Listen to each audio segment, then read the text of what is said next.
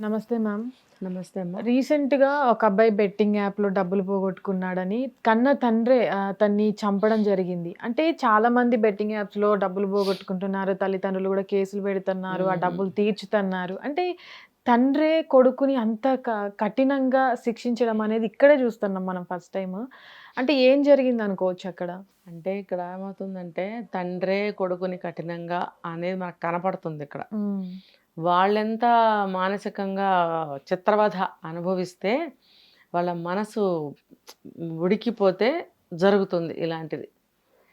ఇప్పుడు చిన్న వయసు అబ్బాయి అనుకుంటా. అవును. ఆ చదువుకోవడానికి. అబ్బాయిని బెంగుళూరులో పెట్టి చదివిస్తున్నారు. హ్మ్. ఏం చదువుతున్నాడు? మహా అయితే ఇంటర్ అయిన తర్వాత డిగ్రీకి వెళ్ళాడేమో కదా! వెళ్ళినప్పుడు ఖర్చులకు కావాల్సిన డబ్బులన్నీ ఇస్తున్నారు. హాస్టల్ ఫీజులు ఇస్తున్నారు. మరి పాకెట్ ఖర్చులు కావాలంటే ఇస్తున్నారు. అన్నీ ఇస్తున్నప్పుడు నువ్వు వెళ్ళింది దేనికి? చదువుకోవడానికి కదా! చదువుకోకుండా ఈ వెధవ అలవాట్లకి అలవాటు పడటం. హ్మ్. బెట్టింగ్ బెట్టింగ్స్ గానీ, బెట్టింగ్స్. లేకపోతే దాంట్లోనే గేమ్స్, హ్మ్. అవేవో గేమ్స్. ఇవన్నిటికి అలవాటు పడినప్పుడు డబ్బులన్నీ తెప్పించుకోవడం, అందులో పెట్టడం. 2,00,000 వరకు అప్పు కూడా చేశాడట బ్యాంక్స్ ద్వారా. హ్మ్. అసలు నాకు అర్థం కాలేదు. ఈ అబ్బాయి ఒక ఒక స్టూడెంట్ అయినప్పుడు, ఈ అబ్బాయికి లోన్ ఎలా ఇచ్చారు? హ్మ్. తప్పెవరిది? బ్యాంక్ వాళ్ళదే కదా! ఒక స్టూడెంట్‌కి అప్పు ఎలా ఇస్తారు? అంటే నాకు తెలిసి బెట్టింగ్ యాప్స్‌లో డబ్బులు పెట్టే వాళ్ళందరూ బెట్టింగ్ యాప్స్ అంటే లోన్ యాప్స్ ఉంటాయి గదా! ప్రైవేట్ హ్మ్. యాప్స్. హ్మ్. దాంట్లో నుంచి తీసుకొని వాళ్ళు ఎక్కువగా దాంట్లో ఇన్వెస్ట్ కానీ ఇక్కడ చేస్తారన్నట్టుంది. పర్టిక్యులర్‌గా బ్యాంక్స్ అని చెప్తున్నారు మనకి. హ్మ్. ఎప్పుడైతే ఆ అబ్బాయి అప్పు తీర్చలేకపోయాడో, వాళ్ళొచ్చి అడగటం మొదలుపెడతారు. హ్మ్. అడుగుతారు, ఇంకా ఇంటి వరకు వెళ్తారు, గోల చేస్తారు, భయపెడతారు, దౌర్జన్యం చేస్తారు, ఉన్నయేమన్నుంటే లాక్కుపోతారు. ఇలాంటివి చెయ్యొద్దు అని ప్రభుత్వం హెచ్చరించింది. ఆర్డర్స్ పాస్ చేసింది. అవును. అయినా వీళ్ళు బ్యాంక్ వాళ్ళు మానటం లేదు. ఇదేమవుతుందంటే కొంత మానసిక వ్యధకి గురి చేస్తుంది. పరువు ప్రతిష్టలకి సంబంధించింది గూడా ఇది. వాళ్ళొచ్చి అల్లరి చేస్తుంటే పరువు పోదా చుట్టుపక్కల? అవును. హ్మ్. పిల్లాడిని చదివించడానికి పెడితే, ఈ పిల్లాడు ఈ రకంగా చేస్తున్నాడు వీళ్ళ అబ్బాయి అని అందరూ చెప్పుకుంటారు గదా! హ్మ్. పరువు పోతుంది గదా! తల్లిదండ్రులు ఎక్కడ తట్టుకుంటారు ఇవన్నీ? చెప్తున్నారు వినట్లేదు, చెప్తున్నారు వినట్లేదు. చదువుకో నాయనా నువ్వు మంచిగా చదువుకో నాయనా అంటే వినటం లేదు. ఇంకా వాటికి అలవాటు పడిన వాళ్ళు చదవరు వాణి. అవును.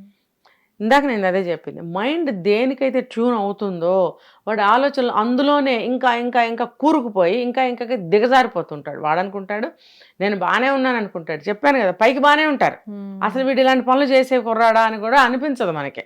ఆ! ఆ మైండ్ మాత్రం ఆ పద్ధతిలో ఆలోచిస్తూ ఉంటుంది. ఫేషియల్ ఎక్స్‌ప్రెషన్స్, తన మూవ్‌మెంట్సు, రెగ్యులర్ లైఫ్ అంతా మామూలుగానే ఉంటుంటుంది. హ్మ్. బ్రెయిన్‌లో జరుగుతూ ఉంటుందనమాట. ఒక ప్రళయం, ఒక ఆలోచన, ఒక ఏదైనా సరే. దానివల్ల వాళ్ళు అందులో నుంచి అసలు బయటకి రారు. ఇప్పుడు ఒక ఒక ఉన్మాదంలాగా అయిపోతుందనమాట. ఒక వ్యసనం, ఒక ఏమంటారంటే కొంచెం ఇష్టమైన పదార్థం తింటే ఇంకొంచెం తింటే బావుంటుంది. ఇంకొంచెం దొరికితే బావుంటుంది. దీన్ని ఎలా సంపాదించుకోవాలి? ఇలా ఆలోచనలు ఎలా సాగుతాయో, హ్మ్. ఇలా ఇందులో వ్యసనాల్లో కూరుకుపోయిన వాళ్ళకి కూడా అదే. ఇదెంత బావుంది. ఈసారి పోతే పోయింది. మళ్ళీ వస్తాయి. మళ్ళీ రావాలంటే ఇంకొంచెం డబ్బు పెట్టాలి. అది ఎక్కడి నుంచి వస్తుంది? ఈ వెధవ దరిద్రపు ఆలోచనలతోనే బ్రెయిన్ నడుస్తూ ఉంటుంది. చదువు మీద ఎక్కడుంటుంది? హ్మ్. ఒక పక్కన ఒక మంచి స్టూడెంట్ ఫ్రెండ్ అనేవాడు హెచ్చరించినా, ఇంక వాడితో పడదు. వాడితో ఫ్రెండ్‌షిప్ కట్ చేస్తారు. కట్ చేసి ఈ అలాంటి వాళ్ళతోనే కనెక్ట్ అవుతుంటారు. కాబట్టే ఈ అబ్బాయి అంత పని చేయగలిగాడు. హ్మ్. త అప్పులాళ్ళు ఎప్పుడైతే వెంట పడుతున్నారో ఇంటికొచ్చేసాడు చదువు అవును. అటకెక్కిచ్చేసి. అర్థమైందా? దాదాపు 10,00,000 అప్పు వరకు చేసిండు. ఆ! మనకు రండని చెప్తున్నారు. హ్మ్. ఏమైనా అయ్యుండొచ్చు. 2,00,000 పెద్ద అమౌంట్ కాదు. 10,00,000 అంటే టూ మచ్ కదా! అవును. ఇప్పుడు ఈ తండ్రి మధ్యలో నువ్వు నువ్వు తీర్చాల్సిందే అని తండ్రి మీద గొడవ పడితే, ఆయన ఏదో పాపం ఉన్న దాంట్లో ఒక 40,000 కూడా కట్టారట. అంటే వాళ్ళకి కూడా ఉండుండాలి కదమ్మా! ఇష్టం వచ్చినట్టు లక్షలు లక్షలు అప్పులు కట్టాలంటే ఎక్కడి నుంచి కడతారు? అవును. వయసొచ్చిన కొడుకు చదువుకుంటాడు. మంచిగా ఉద్యోగంలో జాయిన్ అవుతాడు. కాస్త కూస్త సంపాదిస్తాడు. మనకేదన్నా కష్టం ఉంటే ఆదుకుంటాడు. లేకపోతే ఒక మంచి అమ్మాయినిచ్చి పెళ్లి చేస్తే వాడు బ్రతుకు వాడు బ్రతుకుతాడు అనే ఆలోచనతో తల్లిదండ్రులుంటారు. మరి ఈ అబ్బాయి ఏం చేశాడు? వచ్చేసింది చాలక ప్రతిరోజు టార్చర్ అట. హ్మ్. టార్చర్ ఎలా ఉంటుందో తెలుసా? అనుభవిస్తే తెలుస్తుంది. మాటలతో చెప్తే అసలు ఎవరికీ అర్థం కాదది.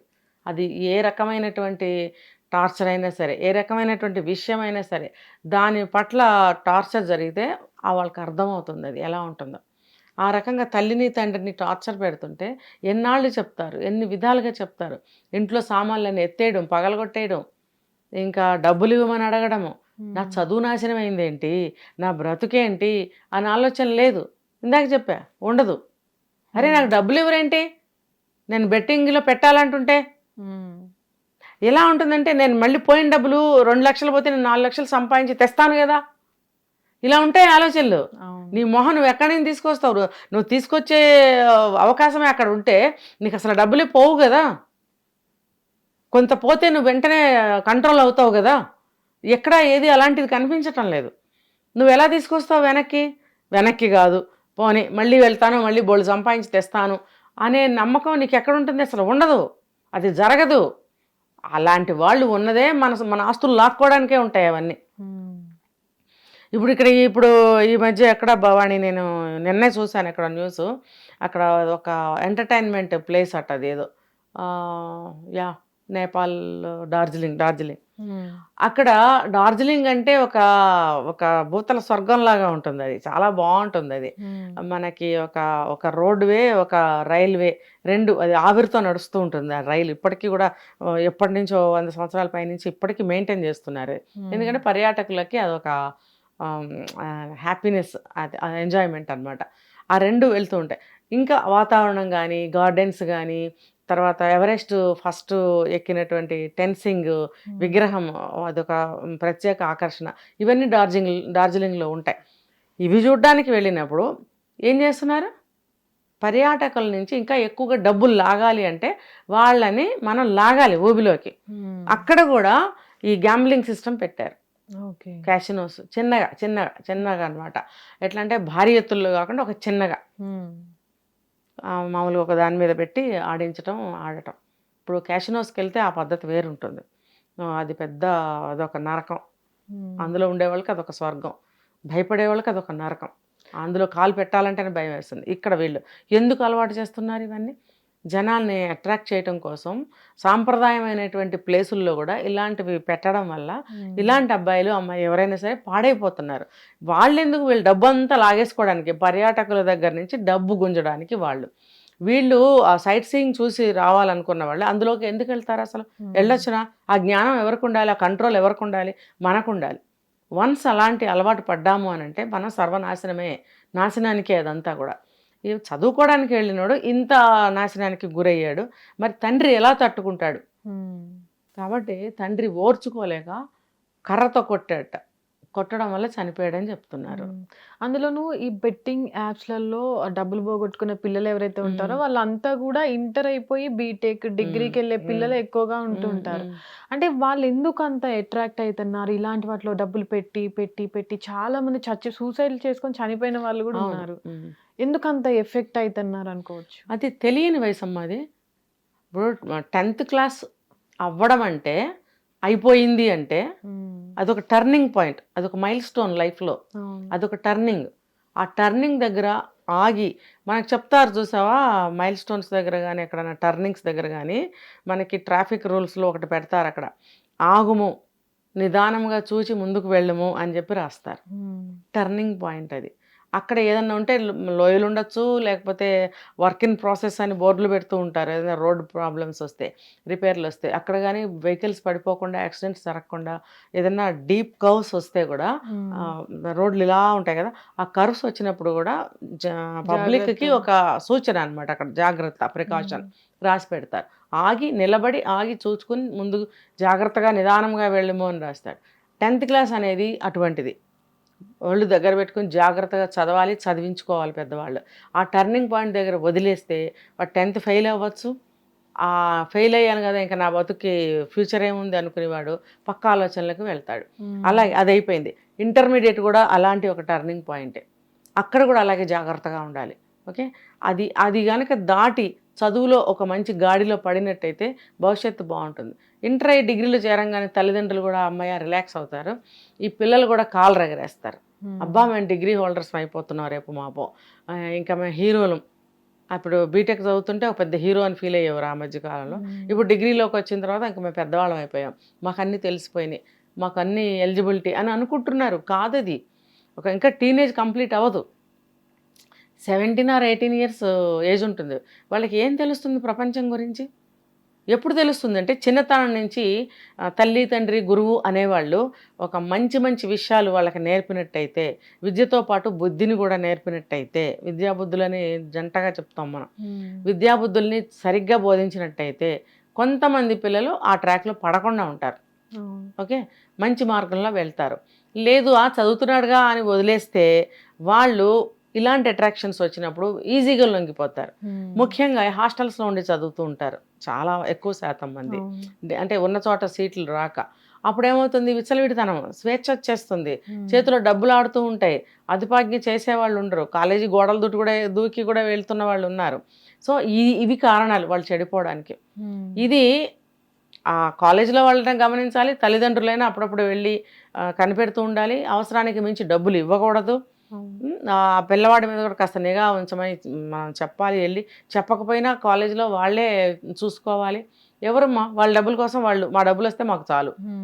తల్లిదండ్రులు ఏంటంటే పర్లేదులే క్యాంపస్లో ఉన్నాడు కదా బయటికి రాళ్లే, ఎలా అయినా వెళ్తాడు, వెళ్ళేవాడు గోడలు దూకి అవుటింగ్ అని చెప్పి వెళ్తారు, అక్కడ ఏం చేస్తున్నారో తెలీదు. సో ఇవన్నీ మార్గాలు అన్నమాట పిల్లలు అట్రాక్ట్ అవ్వడానికి, తర్వాత చెడిపోవడానికి.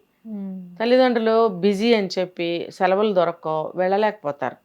ఈ లోపల వాళ్ళు జరగాల్సింది జరిగిపోతుంది. కాబట్టి హాస్టల్స్లో పెట్టి చదివించాలన్నా, ఇంట్లో ఉన్న దగ్గరే ఉండి చదివించాలి అని అన్నా వాళ్ళని చాలా అంటే కళ్ళల్లో పెట్టుకుని చూసుకోవాలి. నేను చాలాసార్లు చెప్పాను, పిల్లల్ని పెంచడం అంటే యజ్ఞంతో సమానం.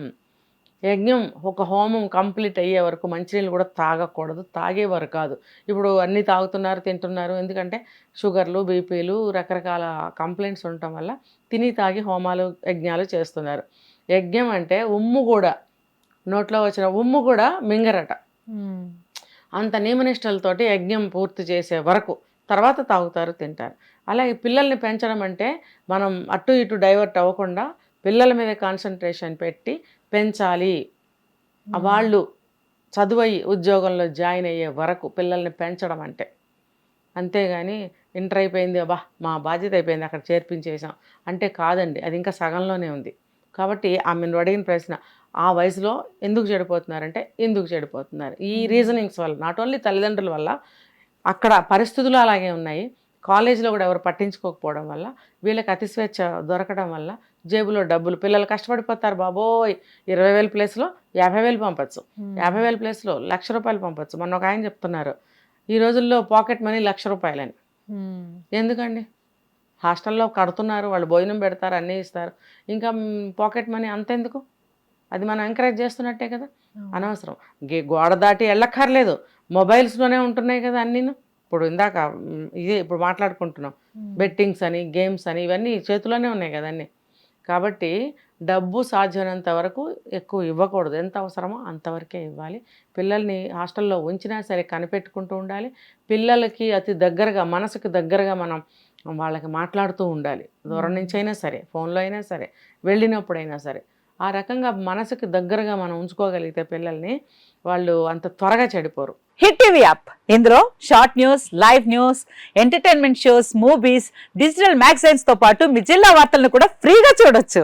ఇంకెందుకు ఆలస్యం, వెంటనే హిట్ టీవీ యాప్ ని డౌన్లోడ్ చేసుకుని ఫ్రీగా ఎంటర్టైన్మెంట్ పొందండి. Hit TV app, hit TV app, please download hit TV app. Hit TV యాప్ని ఫ్రీగా డౌన్లోడ్ చేసుకొని ఎంజాయ్ చేయండి. మీకు నచ్చిన ఎంటర్టైన్మెంట్ కోసం హిట్ టీవీ యాప్ ని ఫ్రీగా డౌన్లోడ్ చేసుకుని ఎంజాయ్ చేయండి. హిట్ టీవీ యాప్ని డౌన్లోడ్ చేసుకుని ఆస్వాదించండి, ఆశీర్వదించండి. ఇంతమంది సెలబ్రిటీలు హిట్ టీవీ యాప్ ని డౌన్లోడ్ చేసుకోండి అని చెప్తున్నారంటే ఎంత మంచి యాప్ ఆలోచించండి. అమెరికా అమెరికా అమెరికా అమెరికాలో చదవాలనుకునే వాళ్ళకి విశ్వసనీయమైన పేరు మన శౌర్య కన్సల్టెన్సీ.